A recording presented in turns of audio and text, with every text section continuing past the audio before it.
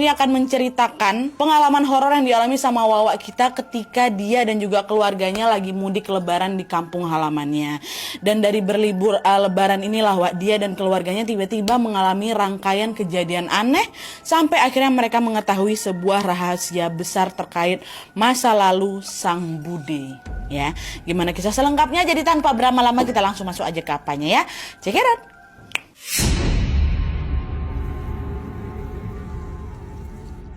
Oke Wak, jadi kisah yang akan aku ceritakan malam ini dikirimkan sama Wawa kita yang bernama Meli dari Jakarta. Halo Meli. Nah, jadi kisah ini bermula ketika Meli berencana untuk mudik lebaran ke rumah neneknya yang ada di Solo, Jawa Tengah, Wak. Nah, awalnya Wak, keluarga Meli ini sudah merencanakan pulang kampung sejak lama. Tapi pas mendekati hari H, mama sama kakaknya Meli ini gak jadi ikutan mudik ke Solo. Pada saat itu mamanya tetap stay di Jakarta untuk menemani kakaknya Meli yang kebetulan harus bekerja pula waktu lebaran tuh ya kan. Alhasil pada saat itu yang bisa pulang ke kampung cuma Meli sama bapaknya aja, kita sebut aja namanya Pak Doni ya. Nah, berdua beranak aja nih akhirnya balik karena udah bilang sama nenek di kampung kami balik lebaran, dibanding nggak jadi ya udahlah Pak Doni sama Meli aja nih yang menjadi perwakilan dari keluarga. Mama stay lah itu di sana di Jakarta tuh ngawanin kakaknya kan. Nah, supaya suasana mudik ini nggak sepi-sepi kali, Nadia, waktu itu bapak aku memutuskan untuk mengajak keluarganya yang lain. Dan ternyata ada nih 4 orang yang memang setuju diajak pulang kampung bersama dengan mereka berdua. Mereka berempat ini adalah keluarga kecilnya Tante Meli. Yang pertama ada Tante Mona, terus Om Rizal, suaminya Tante Mona, terus Devi, anaknya mereka berdua. Terus ada satu lagi nih. Nah, dia ini adalah budenya Meli, kakaknya papa. Nah, dia namanya Bude Susi. Dan perlu diingat, Wak, menurut keterangannya Meli, Bude Susi ini memang merupakan penderita gangguan jiwa. Dan memang sudah pernah dirawat di rumah sakit jiwa, nah dia sebanyak 2 kali. Tapi meskipun sudah dibawa berobat, keadaan Bude Susi ini belum juga menunjukkan tanda-tanda membaik gitu loh. Alhasil dia pun harus mengkonsumsi obat-obatan yang memang diresepkan sama dokter supaya penyakit gangguan jiwanya itu nggak kumat lah gitu, maksudnya biar bisa terkontrol lah gitu ya. Nah, kayak inilah Bude Susi itu kan.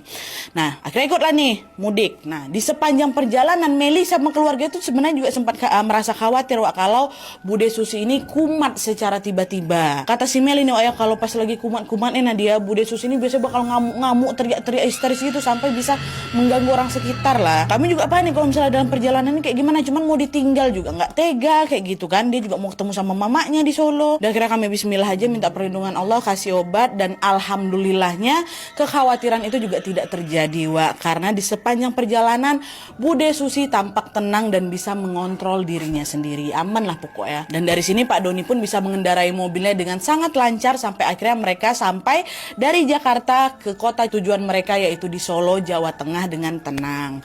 Tapi pas memasuki area rumah nenek nih Nadia, entah kenapa Bude Susi yang semula tadi kan tenang-tenang aja kan, tiba-tiba gelisah dia. Nggak enak deh kan kayak ada gini-gini deh. Nah, terus secara tiba-tiba dia menepuk bahunya adiknya Pak Doni nih, tak. Cepetan, cepat bawa mobilnya, kata gitu. Iya Mbak, iya ini udah sampai kok, tenang Mbak, kata dia. Cepat, teriak dia. Malah macam anak kecil yang lagi marah-marah tuh loh, macam nggak sabar kali udah mau nyampe rumah mamanya. Tapi meskipun demikian, Meli dan keluarganya berusaha untuk memaklumi perilakunya Bude Susi, yang namanya juga orang dengan gangguan jiwa kan Wak, ya kadang-kadang bisa kumat kayak gitu. Ya udah kami tenangin aja dia. Dan akhirnya setelah nyampe di rumah, Bude Susi masih terus bersikap aneh Wak. Dia waktu itu nengok ke arah langit-langit rumah tuh karena dia dengan tatapan takjub gitu, tapi kayak bingung-bingung juga. Kayak gitulah pokoknya Wak. Dan tidak lama setelah itu Bude Susi ngelengos saja, dia masuklah ke dalam kamarnya, dibantingnya pintunya, biar kayak gitu. Tapi lagi-lagi keluarga kami membiarkan hal itu dan masih berpikir ya sudahlah biarin, toh juga yang penting Bude ini nggak ngamuk histeris nih, udah biar aja di dalam kamar gitu ya. Udah nih, udah nyampe rumah nenek, udah bersiap-siap mau lebaran lah gitu pokoknya kan. Selama tinggal di rumah nenek, semua berjalan normal seperti biasanya aja Wak. Bude Susi juga jarang kambuh nih, dan seolah-olah juga menikmati hari-harinya di rumahnya sana. Walaupun menurut Tante Mona, tantenya siapa tadi, tantenya si Meli yang ikut mudik tadi, setiap malam ini Bude Susi kelihatan selalu mengalami rep-repan atau suka ketindihan kayak gitu. Kalau ditanya nggak nyambung kayak gitu, cuman Tante Mona ini nengok kayak Bude Susi ini suka rep-repan gitu kan. Dan meskipun demikian mereka tetap berpikir kalau hal itu terjadi karena memang faktor obat yang sedang dikonsumsi sama Bude Susi. Tapi sayangnya dugaan itu salah besar, Wak. Karena sejak ketindihan itu Bude Susi ini mulai bersikap jauh lebih aneh lagi. Dan selain itu juga Meli, si Wawa kita ini mulai nih mengalami serentetan teror yang tidak akan pernah dia lupakan seumur hidupnya. Baru itulah aku diteror. Nah jadi Wak, teror itu bermula ketika pada suatu malam yang merupakan malam terakhir sholat taraweh di bulan puasa. Nah ceritanya waktu itu bapak aku, Pak Doni, Tante Mona, dan semua keluarga yang ada di rumah nenek itu bergegaslah pergi ke masjid buat melaksanakan sholat berjamaah. Tapi waktu itu aku gak ikut, Nadia lagi halangan aku. Jadi di rumah tuh aku tinggal sama siapa? Tinggal berdua ya sama Bude Susi. Bude Susi juga gak pernah dibawa sholat keluar gitu loh Wak. Nah terus tepat sebelum meninggalkan rumah, tiba-tiba saja Pak Doni, bapaknya si Meli ini, memberikan sebuah cincin yang terbuat dari batu giok, warnanya biru muda kayak gitulah Nadia. Terus Pak Doni ini bilang ke aku, "Dok, sini duduk bentar. Kamu dengerin bapak ya. Ini cincin tolong kamu simpan. Kamu bawa kemana saja, tapi jangan dibawa ke kamar mandi." "Loh buat apa sih Pak?" Kata siapa kan, kata Meli. "Udah ikutin aja bapak." "Oh ya udah, taruh aja lah Pak di meja itu. Nanti aku ambil," kata si Meli kan. Dah, Pak Doni pun taruhlah cincin tuh di meja. Pergilah ini semua sholat taraweh ya. Tinggallah berdua nih Meli sama si Bude Susi. Bude Susi dalam kamar. Dan setelah semua orang tuh berangkat, Nadia, suasana di rumah nenek tuh sepi kali kata. Hanya terdengar suara jangkrik, suara kata yang saling bersaut-sautan gitu ya kan.